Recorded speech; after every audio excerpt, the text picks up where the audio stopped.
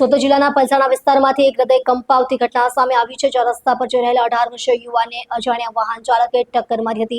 આ ગંભીર અકસ્માતમાં યુવાનને સારવાર માટે હોસ્પિટલ લઈ જવામાં આવ્યો હતો, પરંતુ તેનો જીવ બચાવી શકાયો ન હતો। પલસાણા તાલુકામાં અજાણ્યા વાહન અકસ્માત સર્જ્યો હતો। આ અકસ્માતની ઘટના 9 ફેબ્રુઆરીએ સવારના આશરે 11 વાગ્યાની આસપાસ બની હતી। પ્રાપ્ત વિગતો મુજબ પલસાણા ગામમાં આવેલી મલેક ચોકડી નજીકથી 18 વર્ષીય વિકાસ રમેશ હળપતિ પસાર થઈ રહ્યો હતો। તે દરમિયાન એક અજાણ્યા વાહન ચાલકે તેને ટક્કર મારી દીધી હતી અને ઘટના સ્થળેથી ફરાર થઈ ગયો હતો। ટક્કર લાગતા જ ગંભીર રીતે ઘવાયેલા વિકાસને તાત્કાલિક સારવાર માટે પલસાણા હોસ્પિટલમાં ખસેડવામાં આવ્યો હતો, જ્યાં પ્રાથમિક સારવાર બાદ તેની હાલત ગંભીર જોતા વધુ સારવાર માટે તેને નવી સિવિલ હોસ્પિટલમાં રિફર કરવામાં આવ્યો હતો।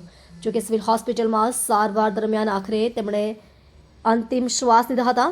મૃતક વિકાસ હળપતિ મૂળ બારડોલી તાલુકાના તરભોણ ગામનો રહેવાસી હતો। આ ઘટના બાદ પોલીસે ફરાર વાહન ચાલક સામે ગુનો નોંધી તેની શોધખોળ હાથ ધરી છે। પલસાણા પોલીસ અજાણ્યા વાહનની ઓળખ અને આરોપીની શોધ માટે તપાસ શરૂ કરી છે અને વિસ્તારમાં આવેલા સીસીટીવી કેમેરાના ફૂટેજ પણ ખંગોળી રહી છે।